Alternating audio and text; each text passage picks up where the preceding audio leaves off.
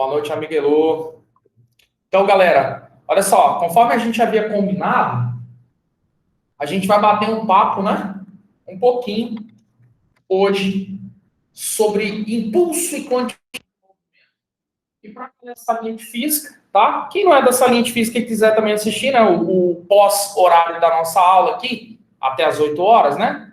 Até as 8 horas, exercício é aí. Depois das 8, eu vou só complementar a parte de colisões que faltou na nossa última aula de quinta-feira. Aí vou parar a gravação, vou gravar de novo para juntar dois pedaços na aula, né, para ficar lá disponível no site.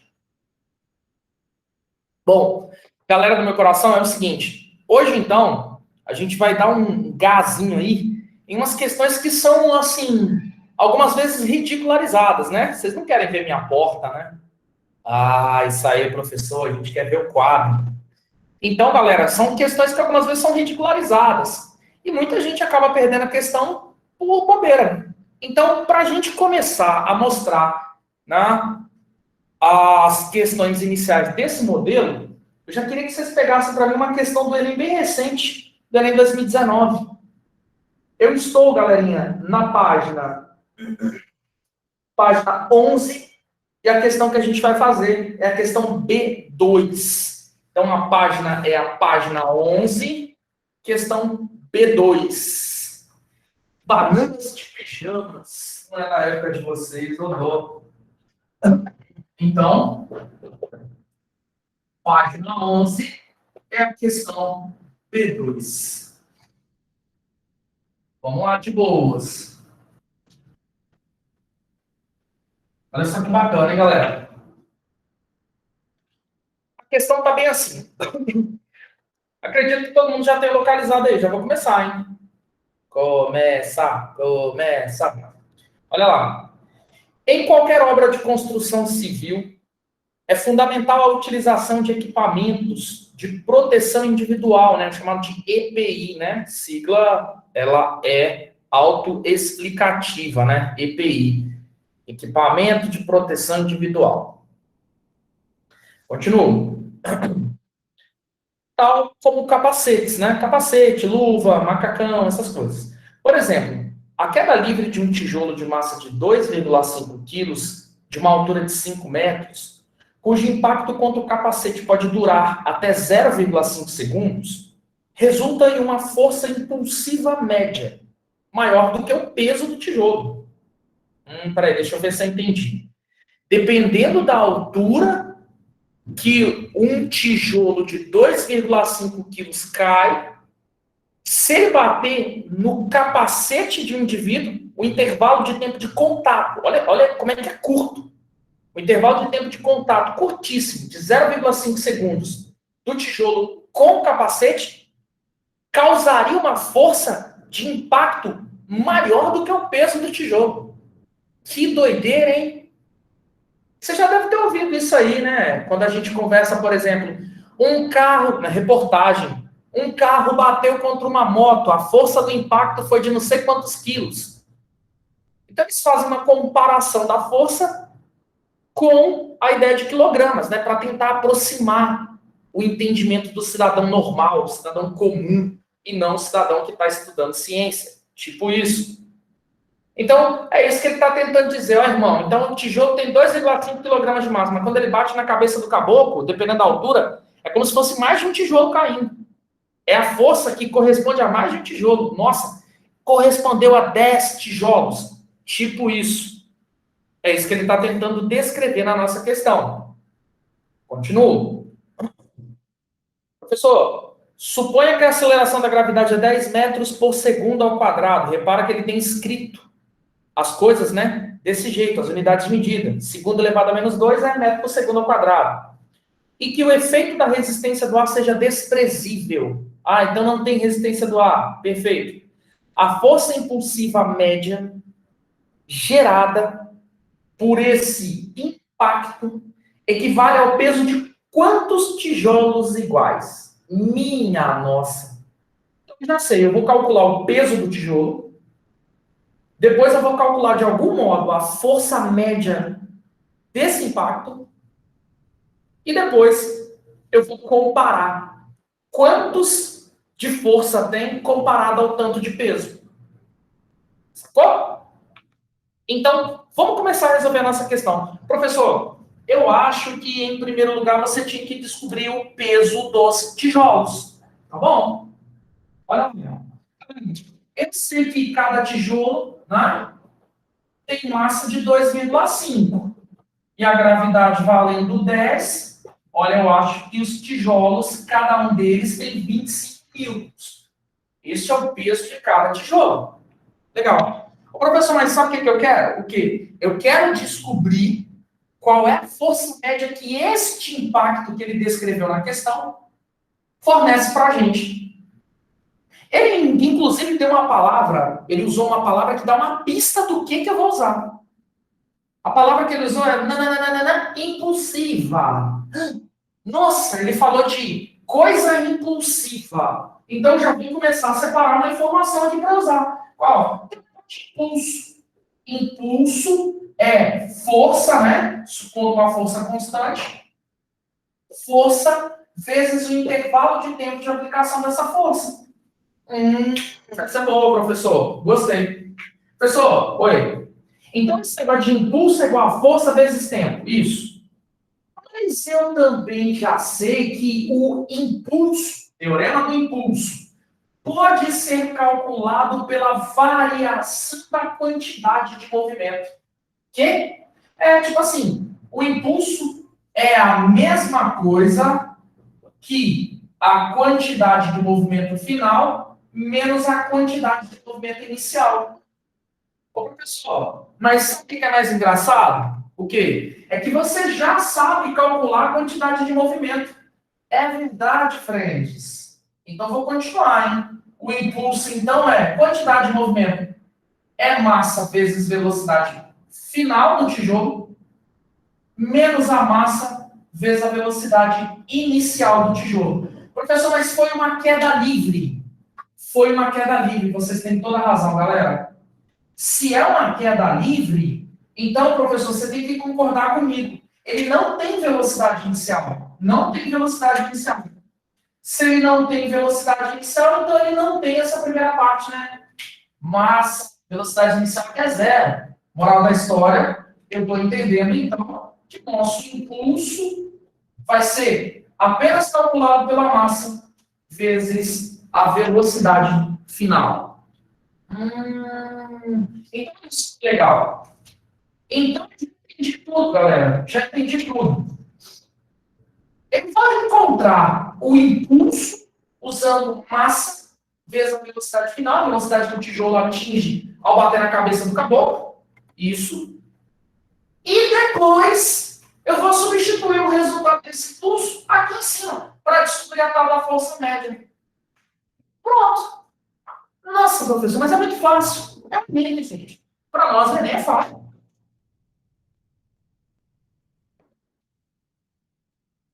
Querido teatro, oi. Então faz um favor para mim, usando essa formulinha aí, ó. Calcula o impulso, não tem como se eu não souber a velocidade final do tijolo. Peraí, professor. Então, deixa eu ver se eu entendi. Aqui está o operário. Está usando o capacete. Aí o tijolo vem e bate na cabeça dele. A velocidade final do tijolo é zero. Porque ele bateu na cabeça do caboclo. Ô, galera, então, na queda livre, o que a gente chama de velocidade final é a velocidade imediatamente antes dela bater, antes dela parar. Então não é zero velocidade final, hein? Cuidado, hein? Na queda livre, quando alguém te pede a velocidade final, é a última velocidade que ele tem antes de bater no chão. É isso que é velocidade final na queda livre. Então vou ter que descobrir a velocidade final do tijolo? Vai. Como? Você pode usar cinemática, por exemplo, para descobrir. Porque existe uma formulinha para determinar a velocidade final de alguém que está em queda livre. Que ela é, na verdade, a dessa fórmula. Professor, quero usar conservação de energia mecânica. Posso? Pode. Não tem problema. Você que vai escolher. Aqui, ó. Eu quero saber qual é a velocidade final, né? Aqui o tijolo, ó. Aqui o tijolo. O tijolo vai cair. Isso. Eu quero saber qual é a velocidade final aqui, imediatamente antes de bater no capacete do caboclo. Ah, tá. Sabendo que a velocidade inicial é zero, como é que você sabe que é da livre, a velocidade inicial é zero? Sabendo que a gravidade é, né, a aceleração em questão, beleza? E sabendo o tempo, né? Ih, professor, mas eu não tenho tempo. Então, essa não é uma boa fórmula. Caramba, poderia ter usado isso? Poderia. Professor, o tempo é 0,5 segundos. Não. 0,5 segundos é o tempo de contato, do tijolo com o capacete. Não é o tempo de queda. Nossa, eu não tenho tempo de queda. Não tem. Mas ele tem altura, professor. Boa. Então vamos usar em função da altura. Ou eu utilizo aquela formulinha, né? HGT quadrado sobre 2 para descobrir quanto tempo ele levou para cair, depois substituo na fórmula de cima para descobrir a velocidade final, ou vou usar uma fórmula que não precisa de tempo. Qual é a fórmula que não precisa de tempo, professor? Ué, equação de Totô. Equação de Torricelli. É de novo. Lembrando que a velocidade inicial é zero. Lembrando que a gravidade é g. Então, agora a gente vai substituir. V quadrado é 2 vezes g vezes delta s. Pessoal, vamos descobrir então essa velocidade final? Vamos. 2 vezes a gravidade vezes 5, que é a altura que o tijolo despencou. De acordo com a questão, foi essa altura que o tijolo despencou. Ah, então, ó, 2 vezes 2, 20, vezes 5, 100.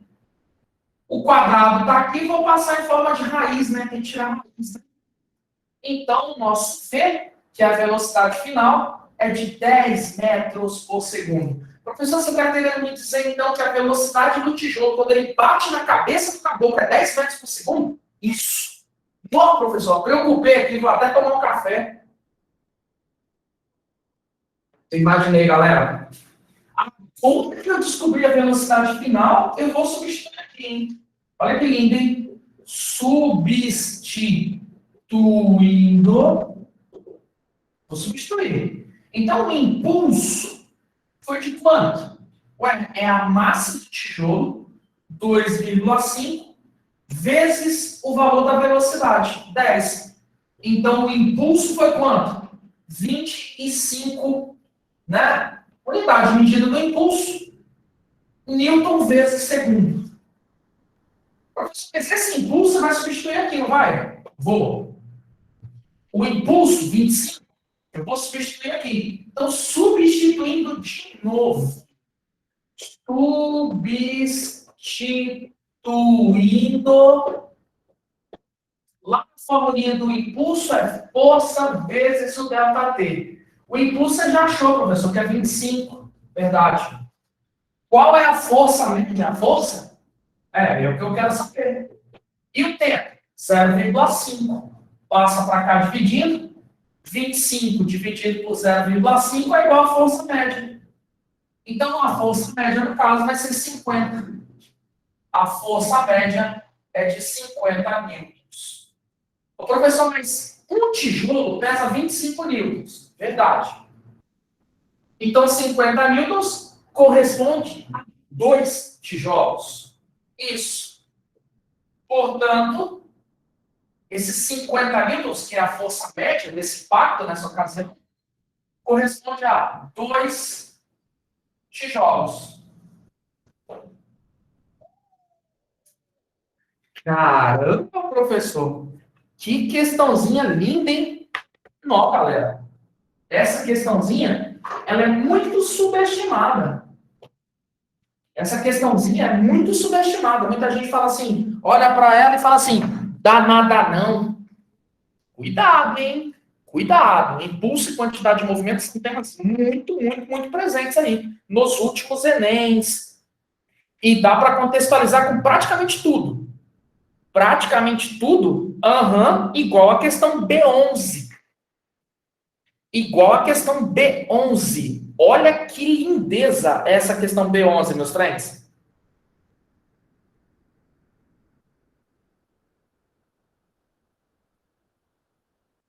Beleza? Vamos começar ela? Vamos! galera tá animada, a galera vai ao delírio com a questão B11. Parece nome de vitamina, professor. Pior que é mesmo, né? Vitamina B11. Sabe que existe essa vitamina? Em uma colisão frontal é tipo assim, dois carros batendo de frente, duas bolas de sinuca batendo de frente, alguma coisa assim, colisão frontal. Em uma colisão frontal entre dois automóveis, a força que o cinto de segurança exerce sobre o tórax e abdômen do motorista podem causar lesões, né? Pode causar lesões graves nos órgãos internos.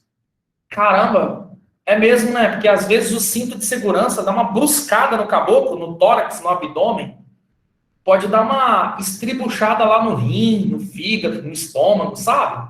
Uma coisa muito sinistra. Nossa, que doido. Bom, continuo. Pensando na segurança do seu produto, um fabricante de automóveis realizou testes em 5 modelos diferentes de cinto. Os testes simularam uma colisão de 0,3 segundo de duração. E os bonecos, não tem aqueles bonecos que usa, né, dentro dos carros para testar cinto, airbag, essas coisas. E os bonecos que representavam os ocupantes foram equipados com acelerômetros, medidores de aceleração. Este equipamento registra o módulo da desaceleração do boneco em função do tempo. Os parâmetros, como massa dos bonecos, dimensões dos cintos e velocidade imediatamente antes e após o impacto, foram os mesmos para todos os testes. Quer dizer que não vai fazer diferença, né? Foram os mesmos, tá ótimo. O resultado final obtido está no gráfico da aceleração por tempo. Cuidado, cuidado, cuidado. Eu queria que vocês observassem que o gráfico está ilustrando a aceleração em função do tempo. Legal. Qual modelo de cinto oferece menor risco de lesão interna ao motorista? Galerinha do meu coração, eu queria que vocês lembrassem que quando a gente está falando, né, da força, a gente tem duas fórmulas, duas expressões para levar em consideração quando eu quero saber quais são os efeitos causados pela força. São formulinhas parentes, são formulinhas primas. Ouso a dizer que são formulinhas irmãs. Olha que legal, gente. A primeira formulinha é a famosa. Força resultante é massa vezes aceleração. Ok, essa fórmula é linda. Mas também existe outra. Essa aqui fala da força em função da aceleração, ok. Mas eu posso falar da força em função do tempo. Que é, na verdade, o próprio teorema do impulso. Né? É o próprio teorema do impulso. Já que impulso é força vezes ΔT, então força vezes ΔT é impulso, e já que impulso é variação da quantidade de movimento, eu posso dizer, então, que força é a variação da quantidade de movimento dividido pelo tempo. Então, na verdade, são duas formulinhas para eu avaliar os efeitos causados pela força. Então, eu queria que você observasse que a primeira formulinha está falando assim, ó, irmão, quanto maior a aceleração, quanto maior a mudança de velocidade, maior são os efeitos da força, hein? Diretamente proporcional. Agora, ali é o contrário, ó, olha o tempo em função da força. Ó, olha, irmão, quanto menor for o tempo de contato, menor o tempo de contato, maior são os efeitos causados pela força. Olha que louco. Então, foi até, né, para quem é da salinha de física, a gente conversou sobre isso recentemente. Deu um soco muito rápido na parede. A minha mão vai doer mais, né? Os efeitos causados pela força. Agora, se for fofinha, for macia, a minha mão afunda na parede. Então, o tempo de contato da minha mão com a parte fofa da parede é maior. Aí, se o tempo de contato é maior, os efeitos da força são menores. Simples, não vamos complicar. Professor, o que ele quer na nossa questão mesmo, que eu já até me perdi? Ué, ele está querendo bem assim, ó. Qual modelo de cinto de segurança oferece menor risco? Tipo assim, menos consequências da força. Menos força, professor. Isso. É só você encontrar o cinto que ele faz o tempo de contato maior, porque aí os efeitos da força serão menores, e ao mesmo tempo aquele cinto que promove uma aceleração menor, que aí vai ter menos efeitos causados pela força também. Então deixa eu ver, ó. Nossa, professor, pela legenda aí, ó, eu tô olhando de cara que o cinto número 3 é horroroso. Vocês concordam que o cinto número 3 é horroroso? Porque olha aí, olha no eixo Y, ele é o cara que vai atingir uma desaceleração, uma aceleração maior, cara. É o bicho mais acelerado. Olha aí. Então, não é o que eu quero. Eu não quero um bicho mais acelerado, não, professor. Eu quero o contrário. Eu quero que tenha menos aceleração para dar menos força. Vocês estão me acompanhando no raciocínio?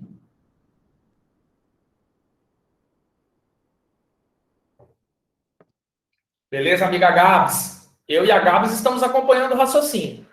Tá bom? Duas pessoas, de boas, em paz. Opa, valeu, amigo Rian. Show de bola. Valeu, Elô. Valeu, Letícia. Show de bola. Professor, então eu não quero o bicho da aceleração maior. Não quero. Eu quero o bicho da aceleração menor. Verdade. Então vou pegar aí, ó, duas possíveis opções. Ou é, para mim, o cinto número 5. Não, é o 5. Não, minto. O cinto 2. Ou é, para mim, o cinto... Esse da linha cheia parece ser o cinto 4. Ou é o 2 ou é o 4. E aí, professor? Qual é o bicho que você quer?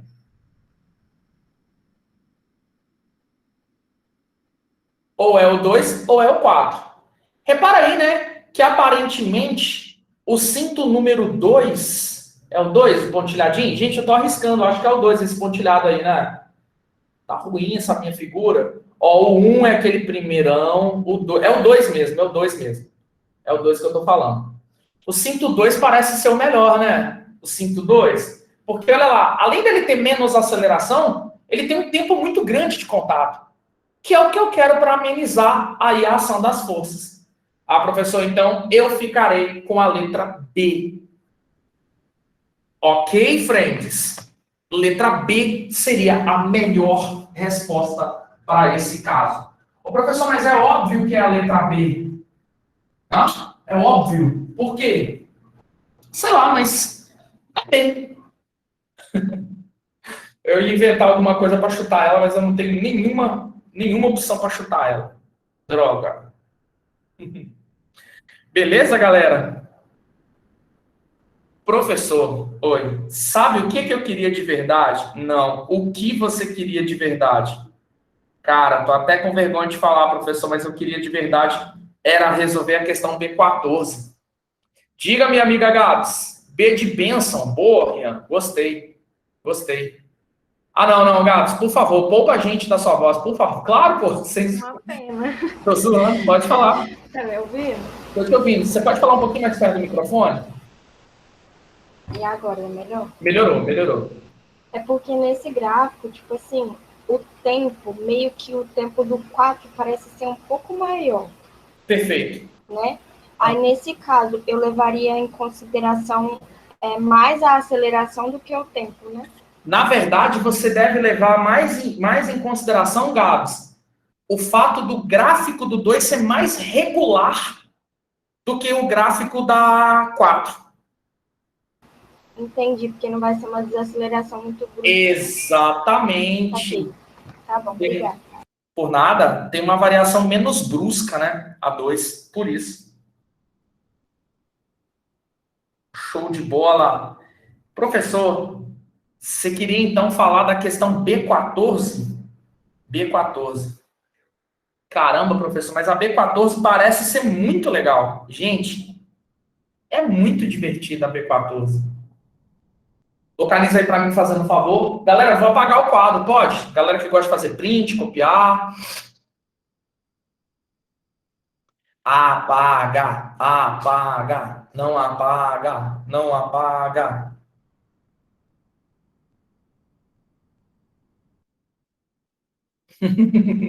Ah, mas é divertida. Você vai ver, ela é muito legalzinha.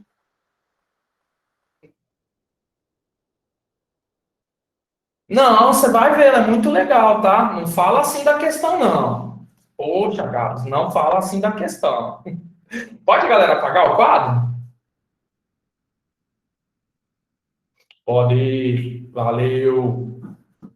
Pode, pode. Querido teatro do meu coração, fala para nós.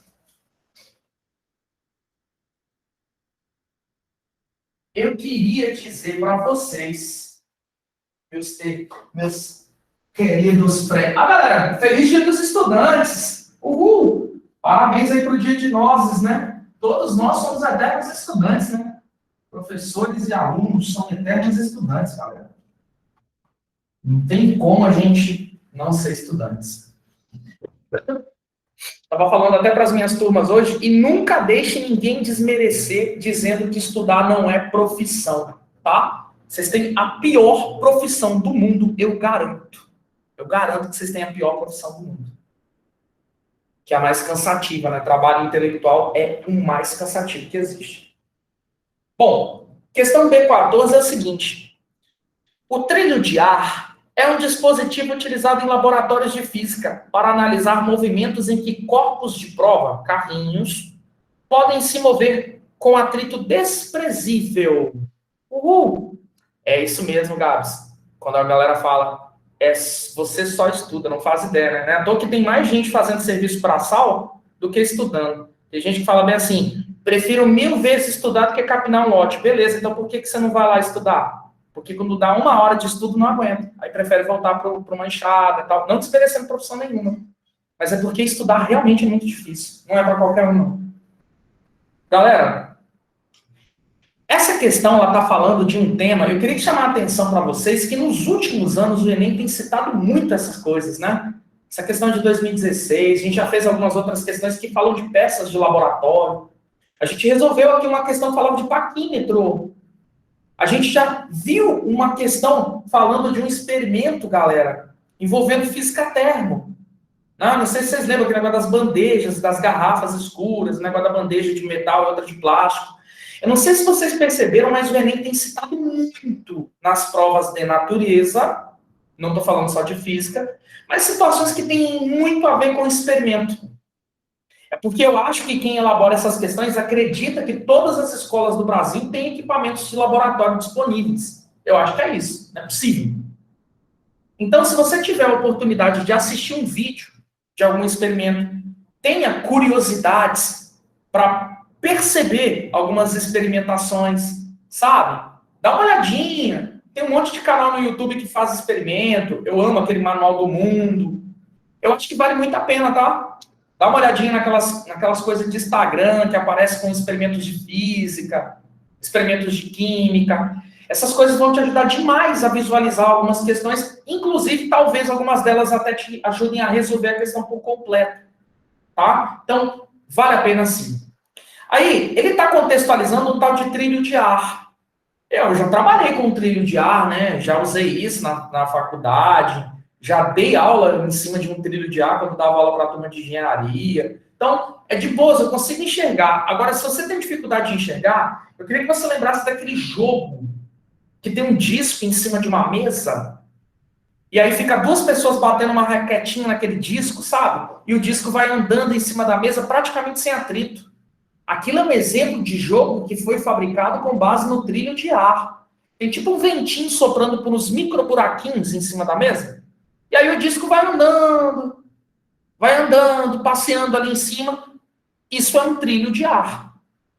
A diferença é que no laboratório a gente usa sensores para fazer medidas e tudo mais. Agora lá no caso, né, na situação lá dos brinquedos, dos parques, ali é para diversão. Então, continuo. A figura ilustra um trilho horizontal com 2 carrinhos, 1 e 2. Ok. E esses 2 carrinhos, galera, você vai observar, ó, na figura inicial, tá ali, tá bonitinha a figura. Você vai observar que o carrinho 1 está se movendo. Aí tem 2 sensores, sensor 1, sensor 2. Lá na frente do carrinho 2, o carrinho 2 está parado, tem um sensor número 3. Vamos entender o contexto para depois a gente avaliar a questão. Aí continuo, tá? No trilho horizontal, 2 carrinhos 1 e 2, que se realiza um experimento para obter a massa do carrinho 2. No instante em que o carrinho 1, de massa 150 gramas, passa a se mover com velocidade escalar constante, o carrinho 2 está em repouso. No momento em que o carrinho 1 se choca com o carrinho 2, ambos passam a se movimentar juntos com velocidade escalar constante. Nossa, que doideira. Tinha um carrinho 1 que estava vindo e tinha um carrinho 2 que estava parado. Aí um bateu no 2 e os dois passaram a andar juntos com velocidade constante. Ok, acho que eu estou entendendo. Os sensores eletrônicos distribuídos ao longo do trilho determinam as posições e registram os instantes, né? Associados à passagem de cada carrinho, gerando os dados do quadro. Então nós montamos uma tabela com base nos movimentos. No instante 0, o carrinho 1 estava na posição 15. No instante 1, o carrinho 1 estava na posição 15. Foi para a posição 30, perdão. No instante 8, o carrinho 1 estava na posição 75. No instante 11, o carrinho 1 estava na posição 90. Estou entendendo, hein? Agora olha para o carrinho 2. No instante 0 e no instante 1, ele está na mesma posição. Quer dizer que ele ainda estava parado ao longo de 1 segundo. Ele se moveu em que momento? Não sei. Mas eu sei que no instante 8, ele já estava em outra posição. E no instante 11, ele já estava em outra posição. Olha que legal, vocês repararam que no instante 8 e no instante 11, os 2 carrinhos estavam nas mesmas posições? Quer dizer, então, que eles já estavam andando juntos a partir do instante 8. Já que eles estavam na mesma posição, no mesmo lugar, quer dizer que eles estavam andando juntos. Uau! Com base nos dados experimentais, o valor da massa do carrinho 2 é igual a... então ele quer que eu descubra a massa do carrinho 2. Professor, essa é uma clássica questão de colisão. Muito bem observado, viu, galera? É uma clássica questão de colisão. Vamos entender? Vamos entender. Olha só que bacana. Então, tinha 2 carrinhos. Não tem atrito. Né? O atrito é desprezível. Aí tinha o carrinho 1 que estava vindo. Certo? Estava indo para a direita. E aí, tinha um carrinho 2 que estava parado. E aí, do nada, aconteceu um blast. O carrinho 1 colidiu com o carrinho 2. Houve a aplicação de força. O carrinho 1 aplicou uma força. O 1 aplicou uma força em 2. Peraí, mas ação e reação. Leis de Newton. Verdade. E o meu carrinho 2 aplica uma força no carrinho 1. Professor, qual força é maior? Ué, gente, terceira lei de Newton. As 2 forças são iguais. E essas forças foram aplicadas em um intervalo de tempo igual. É o mesmo tanto de tempo. O tempo de contato dos 2. O carrinho 1 ficou 0,5 segundos em contato com o 2. E o 2 ficou quanto tempo em contato com 1? 0,5 segundos. É o mesmo tanto de tempo. Gente, se é o mesmo tanto de tempo e a mesma força, eu posso dizer então que os impulsos são iguais. O impulso que 1 faz em 2 é igual ao impulso que 2 faz em 1. Os impulsos são iguais. Verdade. Deixa eu passar essa ambulância aqui.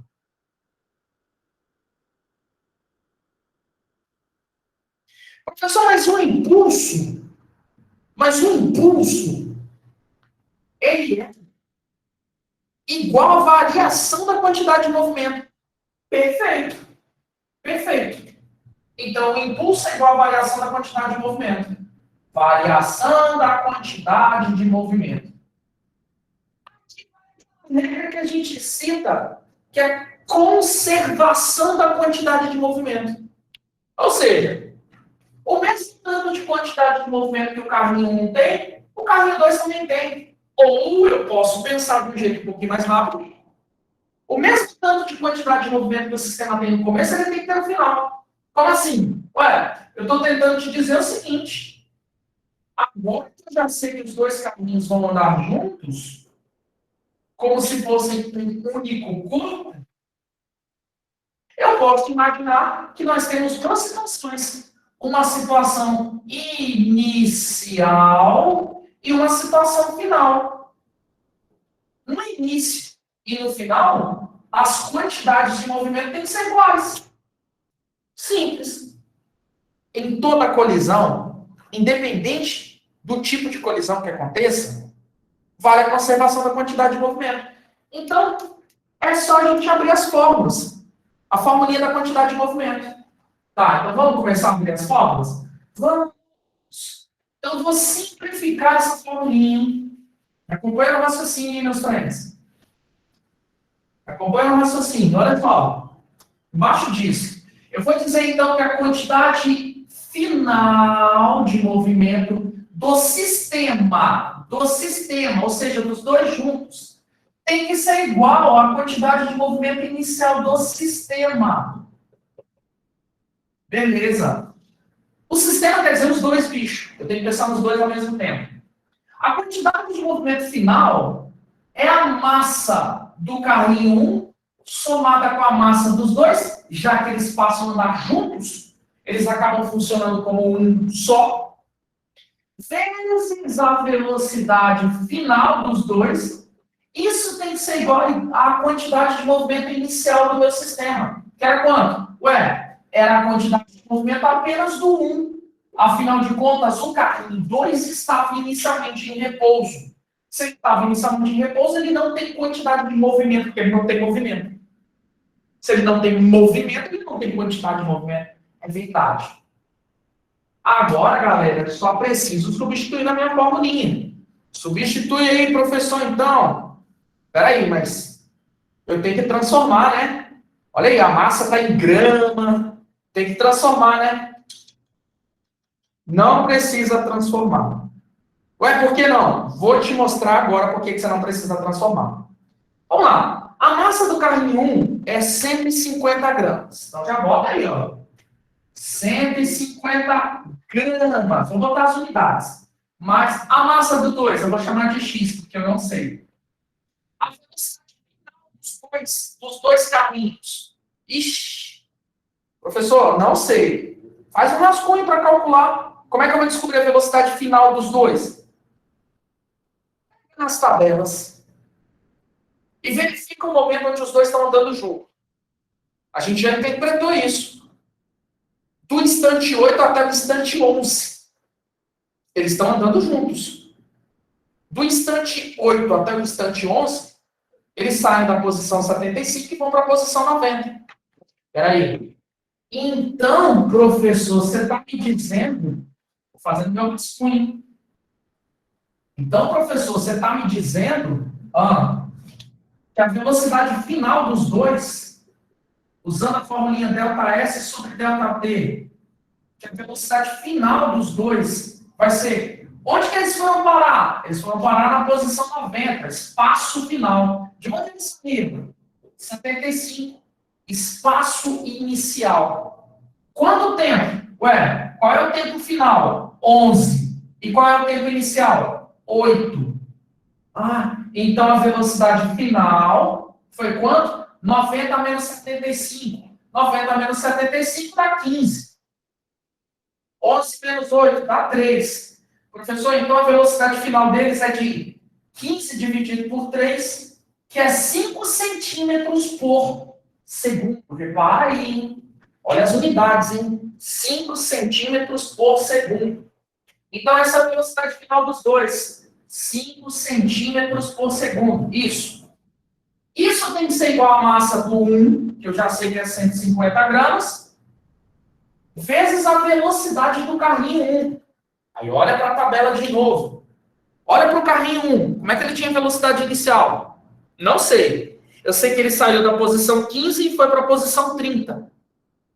Espera aí. Vou calcular aqui de novo, hein? Calculei. Vai que você é preguiçoso. A velocidade inicial. Mesma forma. ΔS sobre ΔT. Qual que é a velocidade inicial? ΔS. Ué, ele foi para a posição 30, saiu da posição 15 no tempo. Certo? Até o tempo quanto que eu esqueci? Até o tempo 1. Nossa, que fácil, professor. Isso é mais fácil do que resolver 20 questão de biologia. Olha aí, ó. Então, vou ter 15 dividido por 1, que é 15 centímetros por segundo. Então, a velocidade inicial dele é 15 centímetros por segundo. Galera, acabou a física. Agora é só matemática. Olha que legal, hein? Vamos fazer as contas? Vamos! Faz as contas! Faz as contas! Vamos fazer as contas. Professor, oi. Então, fazendo as continhas, hein? Ó, de cara eu posso cortar essas unidades, centímetro por segundo, centímetro por segundo. Então, tô cagando e andando. Esses 5 eu vou jogar para lá dividindo. Então, nós vamos ficar com 150 gramas mais x igual a... Joga o 5 para lá dividindo. 150 gramas vezes o 5 dividido em 15 deu 3. 3. Então, ficamos com x igual a 3 vezes 150, dá 450 gramas. Menos o 150 que foi para o outro lado. Então, quanto é que vai valer o nosso x? 300 gramas. 300 gramas é o que ele está trazendo na informação da letra C. O que é óbvio, né? Para ser a nossa resposta. Por quê? Porque C de resposta certa. Olha aí, ó. Tadã! Todo mundo conseguiu me acompanhar nessa resolução?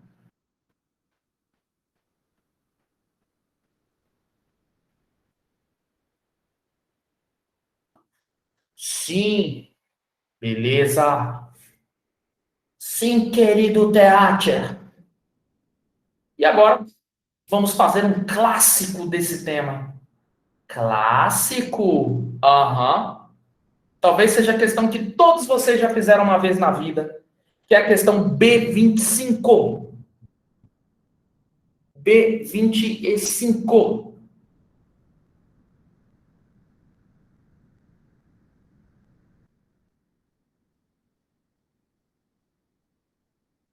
Podemos?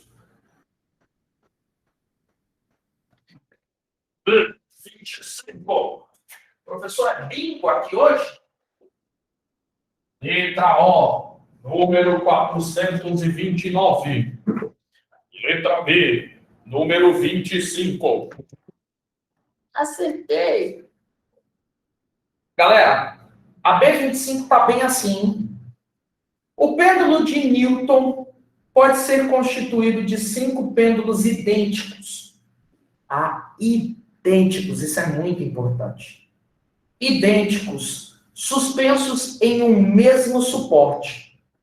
Em um dado instante, as esferas de 3 pêndulos são deslocadas para a esquerda e liberadas, deslocando-se para a direita e colidindo elasticamente com as outras 2 esferas que inicialmente estavam paradas. Acho que eu entendi. Olha aí, é aquele pêndulo de Newton, aquele que tem as bolinhas que você bate, vai para um lado, vai para o outro, aquela coisa toda. Isso. Então, deixa eu só abrir aqui um negócio. Professor, eu acho que eu estou entendendo esse negócio do pêndulo de Newton. Galera, é muito de boa, vocês vão se amarrar.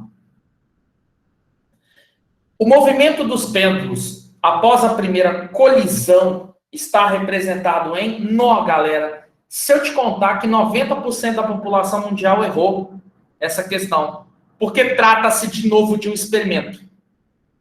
É mesmo. Isso aí é um experimento. Pois é. Mais uma vez, o lance da experimentação, galera, que a gente conversou agorinha há pouco. Então, mais uma vez, galera, eu acho que vale muito a pena você perder um tempinho, tá?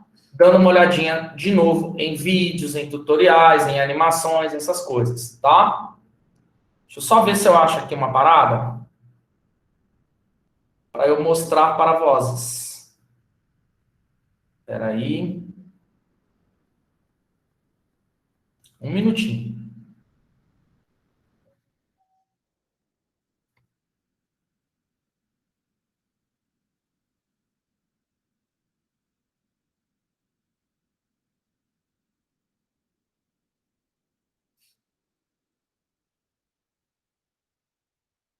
Rapidão.